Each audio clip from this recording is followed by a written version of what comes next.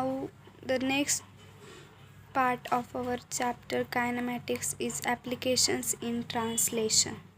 So the applications to different types of motion of translation में जो कि applications है वो हम देखने वाले हैं.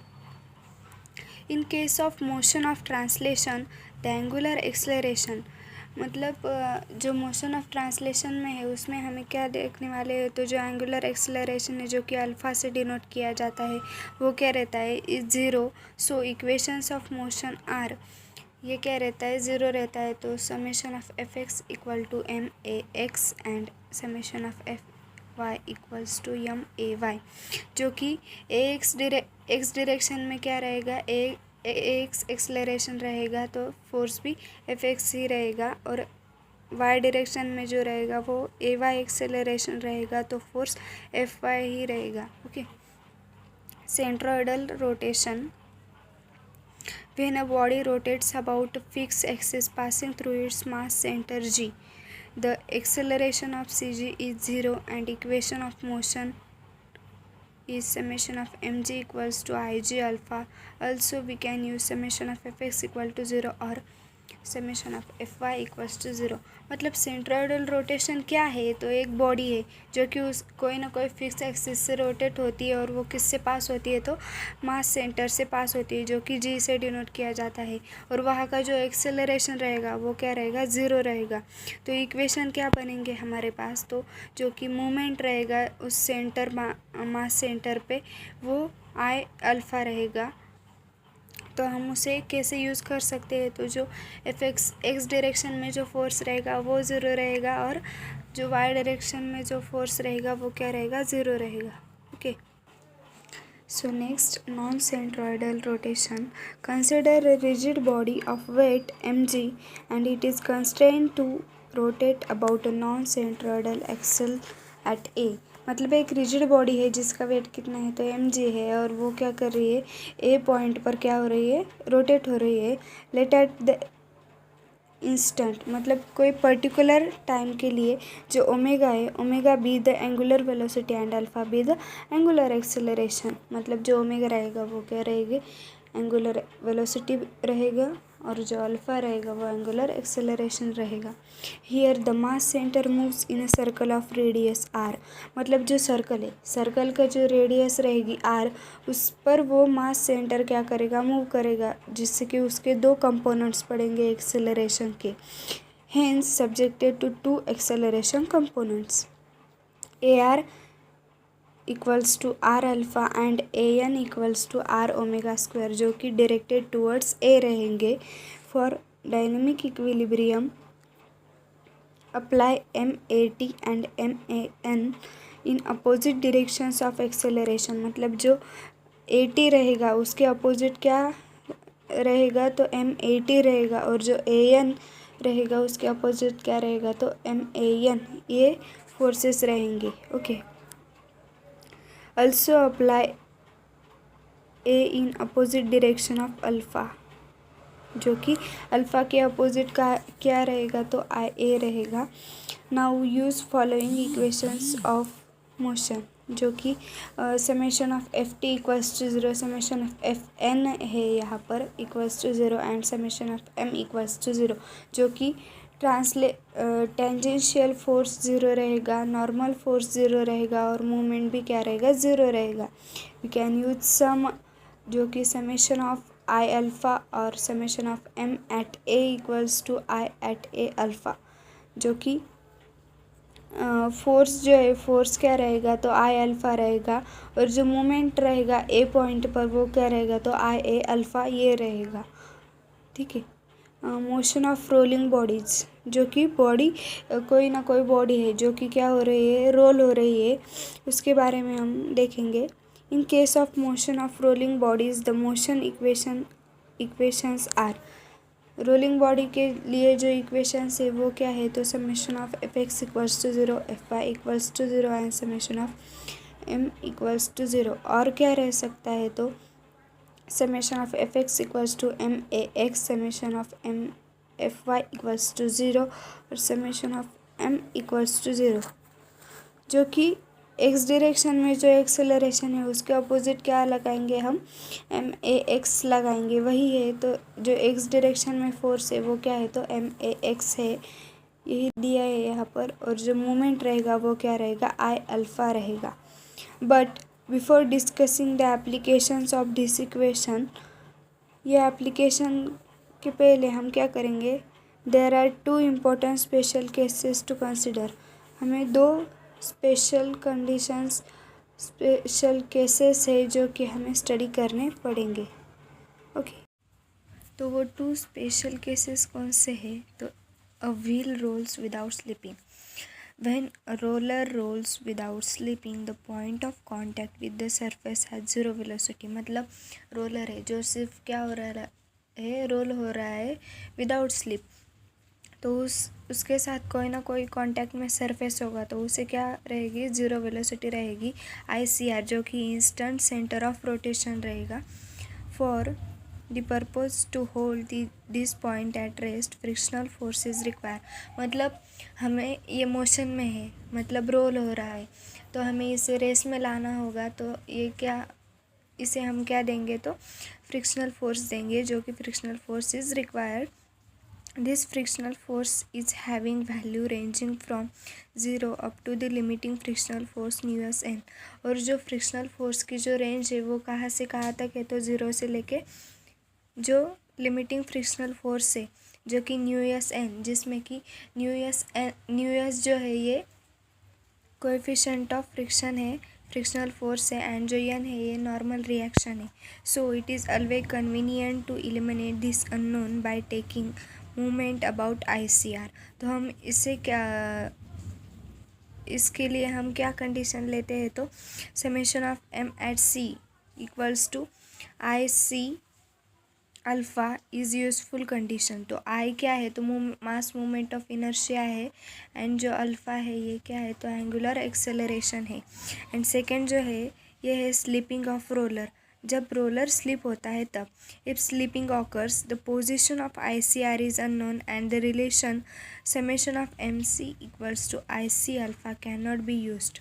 जब रोलर स्लिप होता है तब हम ये कंडीशन अप्लाई नहीं कर सकते, तो we can apply summation of FX equal to MAX, summation of FY equals to 0 and summation of M at G equals to IG alpha. Okay, next है steps for application of D'Alembert's principle. Assume an arbitrary sense of motion when frictional forces are not involve. मतलब कोई ना कोई एक body है जो कि motion में है, जिसमें कि फ्रिक्शनल फोर्स इन्वॉल्व नहीं है, हमें वो अज्यूम करना है कि उसमें फ्रिक्शनल फोर्स इन्वॉल्व नहीं है। तो उसके क्या करने हैं, draw FBD by each body separately. मतलब उस बॉडी की हमें क्या करनी है, तो फ्री बॉडी डायग्राम निकालनी है।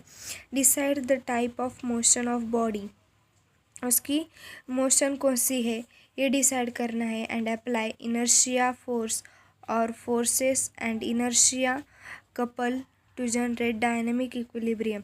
मतलब बॉडी जब स्ट्रेट लाइन में होगी तो हम क्या करेंगे, इनर्शिया फोर्स लगाएंगे, और वो क्लॉकवाइज और एंटी क्लॉकवाइज ऐसे जब घूम रही होगी तो हम क्या करेंगे, इनर्शिया कपल लगाएंगे डायनेमिक इक्विलिब्रियम जनरेट करने के लिए। Okay, apply conditions of equilibrium. तो हमें बेसिकली हमें क्या लगाना है, तो ये सॉल्व डी एलम्बर्ट प्रिंसिपल में क्या स्टेप्स है, तो हमें प्रॉब्लम सॉल्व करने के लिए, न्यूमेरिकल सॉल्व करने के लिए जो कंडीशंस ऑफ इक्विलिब्रियम है वही हमें अप्लाई करनी है। ओके, तो नेक्स्ट हम देखेंगे डी एलम्बर्ट्स प्रिंसिपल का example. 90 Newton solid cylinder translates without rolling up a plane with acceleration 3 metre पर सेकेंड स्क्वायर। ओके, तो एक सॉलिड सिलेंडर है जो कि ट्रांसलेट हो रहा है विदाउट रोलिंग अप, जिसका एक्सेलरेशन 3 मीटर पर सेकेंड स्क्वायर है, जो 90 न्यूटन का है। फाइंड द फोर्स P, तो हमें P फोर्स फाइंड आउट करना है, and coefficient of sliding friction in terms of theta. In terms of theta है यहाँ पर, तो हमें ये फाइंड आउट करना है। तो हम डायरेक्टली आएंगे नेक्स्ट स्लाइड पर, जो डायग्राम है वो पहले हम समझ लेंगे। एक फोर्स P है, एक फोर्स P इसके अपोजिट हम डी एलम्बर्ट प्रिंसिपल के अनुसार क्या लगाएंगे, तो डी एलम्बर्ट्स फोर्स लगाएंगे जो उसे अपोज करेगा, अपोजिशन में रहेगा, जो कि एम ए है, और एम जी उसका जो फोर्स है उसका हम वेट है, एम जी उसका वेट है जो नीचे उसे खींच रहा है। ये इंक्लाइंड है इसीलिए उसके दो कंपोनेंट्स लिख लेंगे, m g cos theta and M G sine theta. और जो न्यू एन दिया हुआ है, ये न्यू एन क्या है, तो फ्रिक्शनल फोर्स है। जिस तरह बॉडी मूव हो रही है उसके अपोजिट में हम ये फ्रिक्शनल फोर्स लगाएंगे, क्योंकि अपोजिशन में लगाएंगे तो ही ये फ्रिक्शनल फोर्स रहता है। ओके। और जो एन है जो ऊपर की डायरेक्शन में दिखाया हुआ है वो क्या है, तो नॉर्मल रिएक्शन है जो उस पॉइंट पर लगाए हुए जहाँ पर वो कांटेक्ट में है सरफेस के साथ। ओके। देन सॉल्यूशन पर आते हैं हम। Consider F B D of cylinder and apply D'Alembert force acting at G as shown in figure. और हमें क्या करना है, ये फ्री बॉडी डायग्राम निकालनी है इसके, और जी पॉइंट पर हमें डी एलम्बर्ट फोर्स अप्लाई करना है। ओके। तो फॉर डायनेमिक इक्विलिब्रियम के लिए हम क्या करेंगे, तो जो समेशन ऑफ ऑल मूवमेंट है एट पॉइंट सी उसे हम क्या करेंगे, ज़ीरो लेंगे। ओके।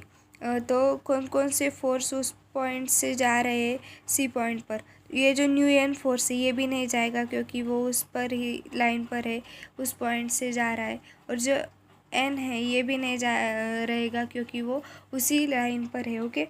तो बच्चे कौन है, तो पी फोर्स है। ओके। ये पी जो फोर्स है, पी फोर्स का कैसे जा रहा है, तो क्लॉकवाइज जा रहा है। बट इस एग्जाम्पल में इन्होंने क्या लिया है, तो एंटी क्लॉकवाइज लिया है। तो इस एग्जाम्पल के हिसाब से हम जाएंगे। ओके। तो सबसे पहले जो मूवमेंट्स है वो कैसे लेंगे हम, तो फोर्स रहेगा, फोर्स इनटू उसका जो परपेंडिकुलर डिस्टेंस रहेगा वो रहेगा। जब फोर्स क्लॉकवाइज गया तो प्लस लेंगे, एंटी क्लॉकवाइज गया तो माइनस लेंगे। ओके। तो यहाँ पर ये जो पी फोर्स है एंटी क्लॉकवाइज जा रहा है सी पॉइंट से, और उसका जो डिस्टेंस है वो 0.3 है, तो इसीलिए माइनस पी इंटू 0.3।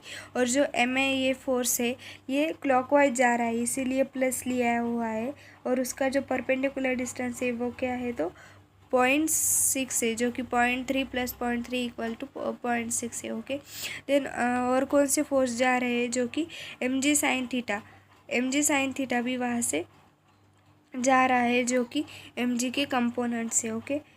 और जो उसका डिस्टेंस है वो क्या है, तो 0.6 है, इक्वल्स टू 0। तो इसे हम सॉल्व करेंगे। 0.3p इक्वल्स टू, ये जो मास था उस सिलेंडर का, वेट था वो क्या था, 90 न्यूटन था। तो ये 90 न्यूटन को कन्वर्ट किया हमने 90 केजी में, न्यूटन को कन्वर्ट किया केजी में, तो 9.81 से डिवाइड किया इंटू 3 इंटू 0.6, जो कि ए क्या है, एक्सेलरेशन है 3। Okay. And plus m ji sine theta में जो एम जी है ये क्या है, तो 90 है। ओके। जो कि वेट है न्यूटन में 90। ओके। इंटू 0.6 ये लिया, तो पी क्या किया, पी क्या आ गया हमारा कैलकुलेशन करके 55.051045 प्लस 180 साइन थीटा। हमें साइन मतलब थीटा के रिस्पेक्टिव ही निकालना है, तो हमने थीटा की वैल्यू नहीं ली। ओके। नेक्स्ट हम क्या करेंगे, summation of F y equals to 0। जो वर्टिकल फोर्सेस है वो हम क्या लेंगे, 0 लेंगे, जो कि perpendicular to the plane. Vertical forces कौन कौन से है, तो एक नॉर्मल रिएक्शन है जो कि एन लिया है, और एम जी कॉस थीटा है, ये भी क्या है, वर्टिकल फोर्स है, एम जी का कंपोनेंट है। ओके। Equals to 0। तो एन क्या आ गया हमारा 90 कॉस थीटा, जो कि एम जी क्या हुआ है, 90 हुआ है। ओके। नेक्स्ट है summation of F x equal to 0। जो हॉरिजॉन्टल फोर्स है अलोंग द प्लेन वो हम 0 लेंगे। हॉरिजॉन्टल फोर्सेस क्या कौन से डायग्राम में, तो पी है, जो कि पी लिया, एम ए भी है। ओके। एम ए मतलब वो लेफ़्ट राइट कैसे जा रहे हैं उसके हिसाब से ये साइंस लिया है। जो लेफ़्ट गया है तो माइनस, राइट गया है तो प्लस। तो ये जो एम है ये लेफ़्ट जा रहा है इसलिए minus, and M G sine theta ये भी क्या है तो लेफ़्ट में ही है तो माइनस एम जी साइन थीटा। और जो न्यू एन जो कि फ्रिक्शनल फोर्स है ये भी लेफ़्ट में है तो माइनस न्यू एन लिया इक्वल्स टू 0। इतने सारे क्या है तो हॉरिजॉन्टल फोर्सेस है। तो हम क्या लिए पी माइनस ये पुटअप किए वैल्यूज़ हमने एक्सेलरेशन मास वगैरह। तो 3 जो एम ए है, एक्सेलरेशन 3 है और एम ए मास जो है ये 90 न्यूटन है, न्यूटन को केजी में कन्वर्ट किया। ओके, और एम जी क्या है तो डायरेक्ट 90 आ गया क्योंकि वो वेट है न्यूटन में रहेगा। 90 sine theta minus mu N जो है normal reaction. Okay, 90 cos theta equals to 0। Next जो है substitute value of P from equation 1। मतलब जो अभी जो इक्वेशन हुई P minus 27.52 minus 90 sine theta minus mu 90 cos theta equals to 0। तो इसमें हम क्या रखेंगे, पी की वैल्यू रखेंगे, जो कि पी की वैल्यू हमें क्या मिली थी 55.045 प्लस 180 साइन थीटा।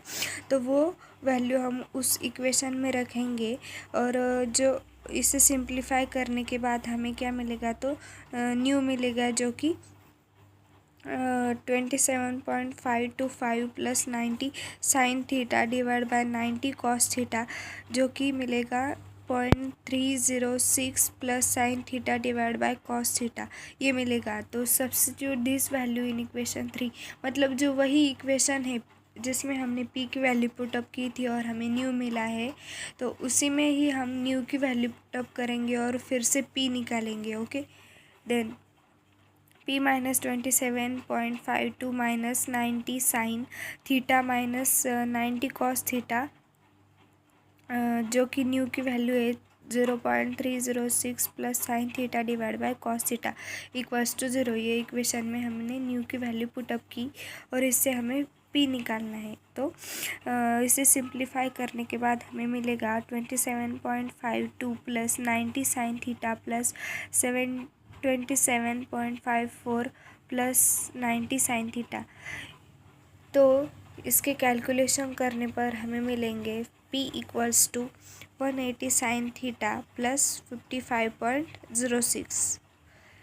तो यही हमारा P फोर्स हमने निकाला। हमें क्या क्या निकालने के लिए कहा गया था, फोर्स P निकालने के लिए कहा गया था और कोएफिशिएंट ऑफ स्लाइडिंग फ्रिक्शन हमने पी भी निकाला और स्लाइडिंग फ्रिक्शन का कोएफिशिएंट भी निकाला। इन टर्म्स ऑफ थीटा निकालने के लिए कहा गया था तो हमने वो भी निकाला। तो यहीं पर हमारा ये पीपीटी ख़त्म होता है। Thank you for watching this video and keep watching Sahi Hai channel. Please like share and subscribe our channel Sahi Hai. Thank you.